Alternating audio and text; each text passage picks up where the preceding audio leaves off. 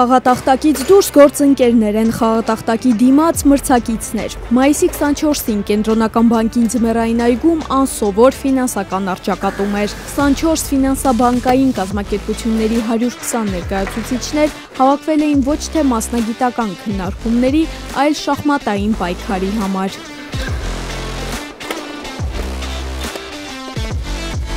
Արդեն 4-րդ անգամ անցկացվող մրցաշարն այս տարի ռեկորդային էր եւ առաջնությանը մասնակից կազմակերպությունների եւ անհատների թվով։ Ավանդական դարձած շախմատային տոնը կազմակերպում է Հայաստանի Կենտրոնական բանկը։ Գաղտնիք չի, որ ֆինանսական ոլորտը ինքը շատ սերտ կապված է շախմատի ու շախմատային մտածողության հետ։ Մեր թիմը շատ ոգևորված է իրականում եւ տարվա ընթացքում սպասում ենք, երբ է լինելու այս միջոցառումը։ Ֆինանսական ոլորտի ու շախմատի սերտ կապն առաջին հայացքից գուցե տեսանելի չէ, բայց երկու դեպքում էլ հաջողությունը պահանջում է երկարաժամկետ պլանավորում, ռիսկերի գնահատում եւ մի քանի քայլ առաջ մտածելու կարողություն։ Երկու դեպքում էլ չափազանց կարեւոր է ճկունությունը։ Հետևաբար ֆինանսական ոլորտի շախմատասերների համար շախմատը նաև մտավոր մարզանքի միջոց է։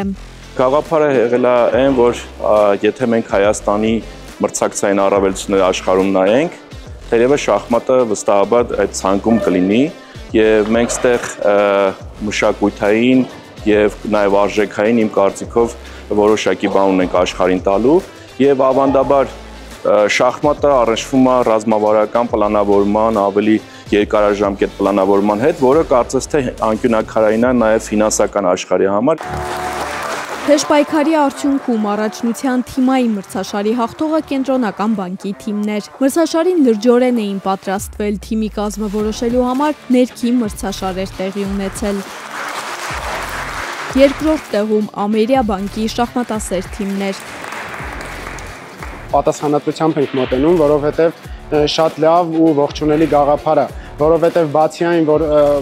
փորձում ենք մեր ուժերը շախմատի ասպարեզում, նաև ձեռք ենք բերում նոր ընկերներ, նոր ծանոթություններ, ինչը թերևս ամենակարևորն է։ Լավագույն շախմատային եռյակը եզրափակում էր Արարատ բանկի թիմը։ Նրանք ավանդույթ դարձած առաջնության հնաբնակներից են եւ ամեն տարի էլ մրցանակային տեղեր են զբաղեցրել։ Արդեն 4-րդ տարին է անընդմեջ մասնակցում ենք, արդեն ավանդական դարձած մրցաշարին եւ շախմատային ոլորտում ֆինանսական կազմակերպությունների շրջանակում այս մրցաշարը մենք ամենակարևորն ենք համարում ու մշտապես պատրաստված ենք մոտենում մրցաշարին։ Արդյունքն է մշտապես լինում է գոհացնող։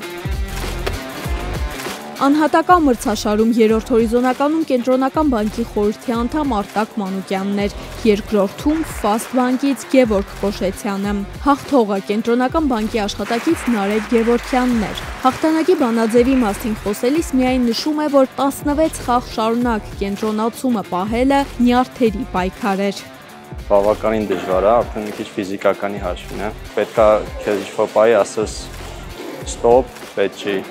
լարվել, չէ, պետք չի ավելի խառնվել իրար ու հաղթանակը կգա։